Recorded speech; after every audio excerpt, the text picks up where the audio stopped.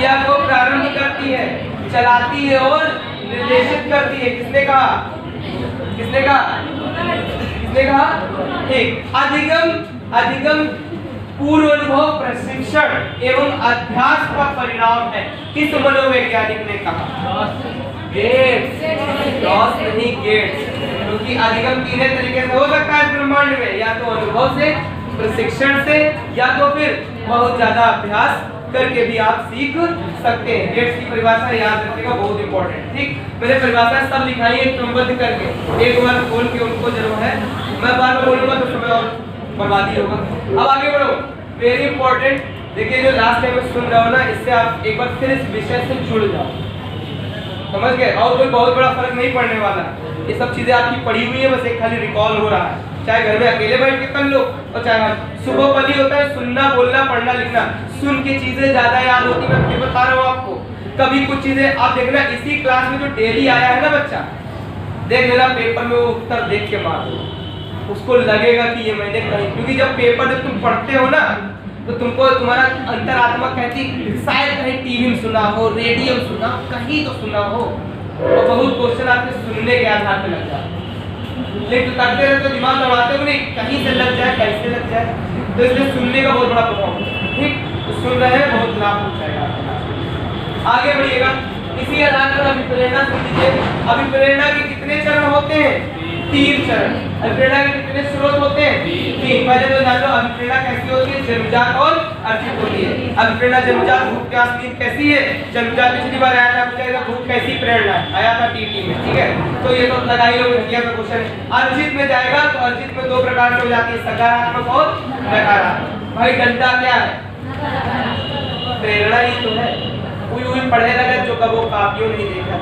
जब सवेरे याद है मास्टर जी हरा हरा डंडा लेके मोटा सा क्लास में से पूछते थे, तो बगल वाला पूछते यार कुछ कहीं में क्या आता है, डंडा लेके हैं, और वो डंडा नहीं है, वो अवधान है। अवधान वो चीज होती है जो आपका ध्यान केंद्रित करवाती है कहीं, और फिर उसमें कितनी अभिरुचि से कहते हैं इतना काफी बड़ी रुचि आ जाती है ना। और शनिवार ने जब कहा था तब रुचि नहीं रही, और मंडे का रुचि आ गई डंडा देख के। तो डंडा क्या है? अवधान।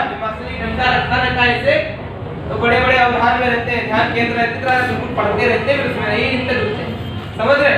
तो अभिप्रेरणा के 3 मुख्य स्रोत होते हैं, जरा सुन लीजिएगा। कौन कौन से? आवश्यकता, प्रोत्साहन और अंतर्निरोध। आवश्यकता, प्रोत्साहन और एक क्वेश्चन का टीवी आपको दिखेगा, कहीं न कहीं अंतर्निरोध दिखाई देगा और अभिप्रेरणा से लिंक कर देगा, उत्तर सही हो जाएगा। समझ गए? जैसे संज्ञान निहित होता है संवेग में, अभिरुचि निहित होती है अवधान में, समझ गए? उसी तरीके से अभिप्रेरणा निहित होती है इसमें, अंतर्निरोध में निहित वाले जरूर आते हैं जिनका लिंक रहता है। अभिप्रेरणा निहित होती है किसमें? अंतर्निरोध में। मूल प्रवृत्ति निहित होती है संवेग में। ये याद रखना, क्वेश्चन डायरेक्ट मिलेगा आपको, ठीक है? तो ये याद रखिएगा, अभिप्रेरणा किससे रिलेटेड होती है? अंतर्निरोध। अब सुनो, अभिप्रेरणा क्या होती है, मोटिवेशन क्या होता है, सुन लो। बिल्ली भूखी नहीं होती, हजम नहीं करती, भोजन के पीछे जाती नहीं, और अनुबंध नहीं बनता, उससे आनी नहीं। अगर भूख लगेगी नहीं तो समोसे की दुकान में जाएंगे नहीं, और समोसे की दुकान में अगर भोजन समोसा लेंगे नहीं तो खाएंगे नहीं, और खाने के बाद अगर समोसा पर अच्छा प्रभाव डालेगा नहीं तो हम अगले दिन कहाँ खाने जाएंगे? सवाल तो इस बात का है ना। तो सबसे पहले किसकी चीज की जरूरत पड़ेगी? भूख की। भूख होगा तभी ना। अभी बताओ, यहाँ पर आप लोग बैठे, यहाँ पर कोल्ड ड्रिंक, समोसा, टिक्की, चाट सब रख दें तो कोई आएगा खाने? नहीं, जब तक प्रेरणा नहीं आएगी तो कोई खाने नहीं आएगा। और सपोज करो उठाए और सबको डस्टबिन में फेंक दे, कूड़ादान वहाँ फेंक दिया जाए, और तुम लोगों को 10 दिन के लिए यहाँ बंद कर दे, अब फिर आएगी जबरदस्त वाली, जिसका नाम होगा क्या?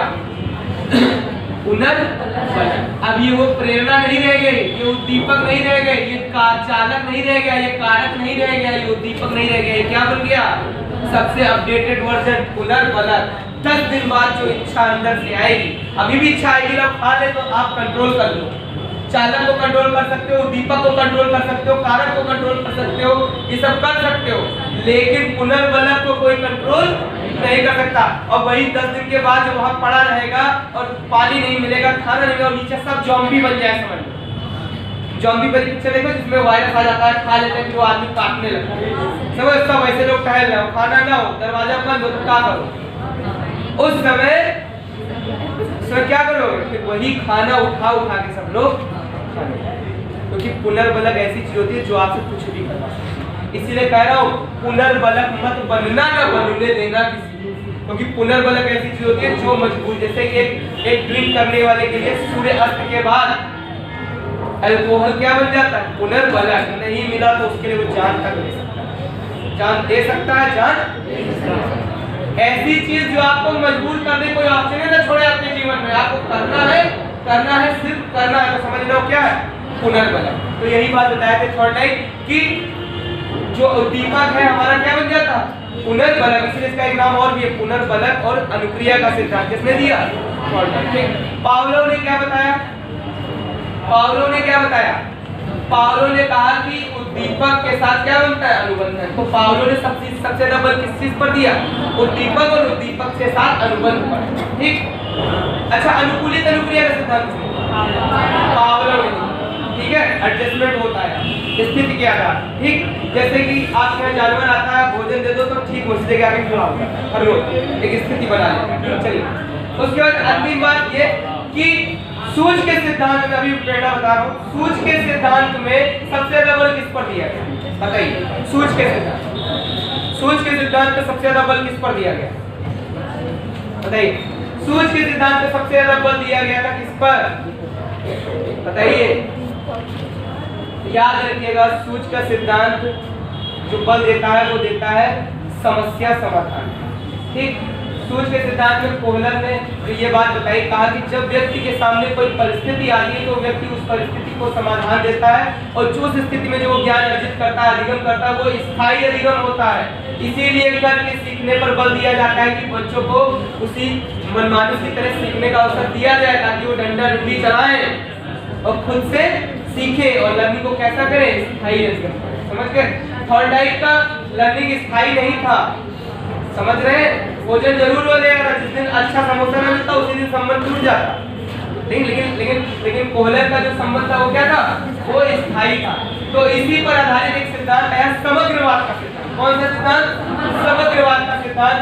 तो समग्रवाद का सिद्धांत किसने दिया, बहुत पूछा जाता है, मैक्स वर्दीमर ने। किसने दिया, मैक्स वर्दीमर। और आपका इसी पर एक आधारित सिद्धांत है क्षेत्र सिद्धांत। क्षेत्र सिद्धांत किसने दिया, कर्ट लेविन ने दिया। बहुत इंपॉर्टेंट है, कर्ट लेविन का क्षेत्र सिद्धांत, हो सकता है इस बार परीक्षा में आपको दिखाई दे जाए।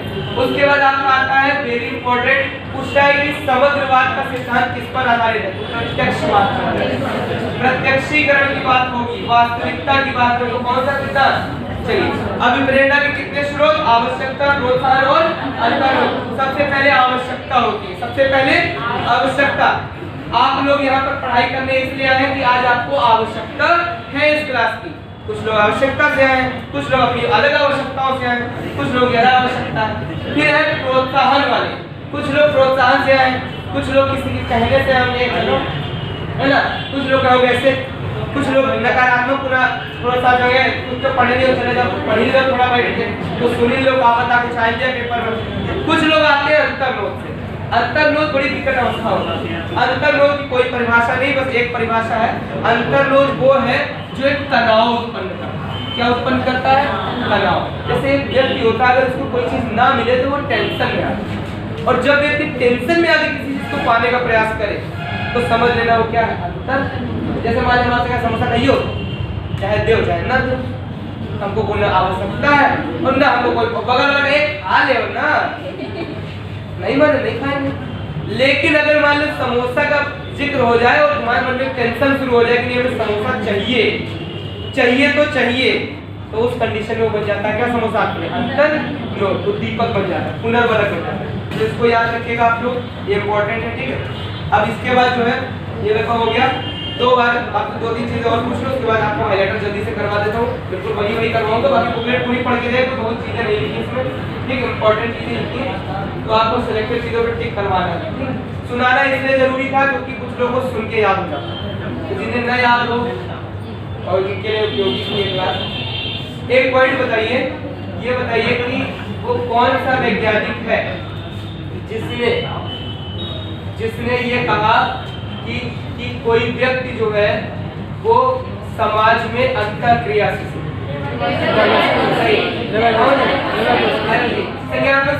सत्ता से अधिकार किसने दिया? बुद्धि का पहला प्रत्यय किसने दिया? बुद्धि पर पहला परीक्षण किसने दिया? सामान्य बच्चों का बुद्धि लब्धि होता है 90 से। बुद्धि लब्धि का सूत्र क्या है? किसने दिया बुद्धि लब्धि का सूत्र? नियम स्टैंडर्ड। किसने दिया? चलिए, शिक्षण उद्देश्य के आधार पर कितने प्रकार का होता है? शिक्षण उद्देश्य के आधार पर कितने प्रकार का होता है? कौन कौन से? भावात्मक और कौशल। मूल्यांकन के कितने पक्ष होते हैं? कौन कौन सा? ज्ञानात्मक, भावात्मक और कौशल। ज्ञानात्मक आधार पर ब्लूम ने शिक्षण थ्योरी दी थी, इसको ब्लूम की टैक्सोनॉमी कहते हैं। कितने प्रकार की थी वो? कौन कौन सा? ज्ञान, खोज, अनुप्रयोग, संश्लेषण, विश्लेषण। ठीक है, देन मूल्यांकन कितने हो गए? 6। कितने पक्ष लिए थे? 6। याद रखिएगा, बहुत इंपॉर्टेंट है। सबसे मूलभूत इकाई होती है संज्ञानात्मक विकास की ज्ञान, और सबसे जटिलतम इकाई होती है क्या होता है? समस्या समाधान। ठीक, बहुत सही। अधिगम सोपान की किसने दी? क्रैगनी उर्फ यहाँ से क्वेश्चन जरूर आएगा। अधिगम सोपान की से क्वेश्चन जरूर आएगा। कितने चरण होता है अधिगम सोपान की के? कितने चरण होता है? 8 चरण। सबसे पहला चरण सांकेतिक अधिगम, फिर अनुक्रिया। स्टेप बदल जाएगी, कोई फर्क नहीं पड़ता, लेकिन आपको चरण सभी आने चाहिए, क्योंकि चरण ही दिखाएगा पेपर में, कहेगा कौन सा नहीं। सबसे पहले उद्दीपक सांकेतिक, दूसरा उद्दीपक अनुक्रिया, और श्रृंखला, और बहुविध, और शाब्दिक, और संप्रत्यय, सिद्धांत, और समस्या समाधान। सबसे सरलतम पूछेगा तो सांकेतिक, सबसे जटिलतम समस्या समाधान। सीखने के नियम बेसिक में भी दिए थे, कौन कौन से? अभिप्रेरणा, उद्देश्य, बाधाएं, अनुक्रियाएं, सबलीकरण, सामान्यीकरण। समझ गए? इससे याद रखना, पूछ सकता है डेट से कौन सा नहीं। ठीक, चलिए उसके बाद कहिए अंतर्मुखी, बहिर्मुखी, उभयमुखी आधार पर व्यक्तित्व का विभाजन किसने किया? ठीक, सामाजिक, आर्थिक, नैतिक और शारीरिक और सांस्कृतिक, इस आधार पर व्यक्तित्व में परिवर्तन दिखाई देता है समाज में। इस बारे में किसने कहा? स्प्रेंजर ने कहा। अगर आज आर्थिक आधार पर, सामाजिक आधार पर, सांस्कृतिक आधार पर व्यक्तियों के व्यक्तित्व स्वभाव में परिवर्तन दिखाई देता है, वैसे क्या कहेंगे आप लोग? स्प्रेंजर। ठीक है, चलिए अगर आपसे पूछे कि शारीरिक आधार पर विभाजन किसने दिया व्यक्तित्व का? एंडल और क्रेस्टर। एंडोमॉर्फिक, मेसोमॉर्फिक, एक्टोमॉर्फिक आधार पर किसने विभाजन दिया? एंडोमॉर्फिक, मेसोमॉर्फिक, एक्टोमॉर्फिक आधार पर किसने विभाजन दिया? शेल्डन की क्रैशमर ने दिया। और क्रैशमर ने रचना के आधार पर दिया था कि गठन के आधार पर? गठन। रचना या गठन एक ही चीज होती है। रचना ऐसे होती है और गठन ऐसे होता है, एक ही चीज है। गठन और रचना एक ही चीज है, समझ गए बात को? इसलिए कंफ्यूज मत होना। गुण और विशेषता एक चीज है, गुण और विशेषता एक चीज है, तो कंफ्यूज हो जाते हैं। जब गुण और विशेषता की बात करेगा तब आप बताएंगे क्या? स्टैंडर्ड। और कौन कौन से लोग हैं? एस्थेटिक, पिकनिक और एथलेटिक। समझ रहे हैं बात को कि नहीं समझ रहे? कर लेंगे, आएगा तो। चलिए अच्छा बताइए, संवेग कितने प्रकार के होते हैं? कितने? 14 प्रकार के। कितने प्रकार के? 14 प्रकार के। मूल संवेग कितने प्रकार के? 3 प्रकार के। मूल संवेगों की खोज किसने की? और 14 कृत्रिम संवेगों की खोज किसने की? ठीक है, याद रखिएगा। और एक चीज और याद रखिएगा कि जो मूल संवेग होते हैं उनकी उत्पत्ति जो होती है वो जन्मजात होती है, उसमें उसके आधार आपको पता होगा कि बताऊंगा। चलिए हो गया। उसके बाद एक सिद्धांत बहुत इंपॉर्टेंट है, मनोविश्लेषणवाद का सिद्धांत। मनोविश्लेषणवाद का सिद्धांत, मनोलैंगिकवाद का सिद्धांत, मनोविश्लेषणवाद का सिद्धांत के आधार पर सिगमंड फ्राइड ने मस्तिष्क को 3 भागों में बांटा। कौन से 2 भाग? मन को 3 भागों में बांटा, इदम, अहम, इदम, अहम, परम, 3 अलग बांटा। ठीक, इदम कौन सी अवस्था होती है? शैशवावस्था, खुशहाली की अवस्था, और जिसमें बच्चा सिर्फ खुश रहना चाहता है। अहम कौन सी अवस्था होती है? बाल्यावस्था, सामंजस्य व विनिमय की अवस्था। तुम मेरे लिए कर दो, मैं तुम्हारे हमारे लिए ये सामंजस्य तालमेल बैठा लेता है बच्चा। और परमहम किशोरावस्था आत्मप्रेम की ओर। समझ गए बात को? ये आएगा पेपर में इस बार। इदम अहम परमहम की व्याख्या किसने की? सिगमंड फ्रायड ने। याद रखेंगे। चलिए अच्छा, मुझे विकासात्मक पक्ष का प्रत्यय किसने दिया? तो अगर पूछे विकासात्मक पक्ष का सिद्धांत किसने दिया तो जीन पियाजे ने विकासात्मक पक्ष का सिद्धांत दिया है, प्रत्यय दिया रोबिन आकाश ने। और मूल प्रवृत्ति के जीन क्या नाम था? एल्फ्रेड विले ने कौन सा सिद्धांत दिया? एक कारण। अच्छा बताइए, त्रितंत्र सिद्धांत किसने दिया? त्रितंत्र सिद्धांत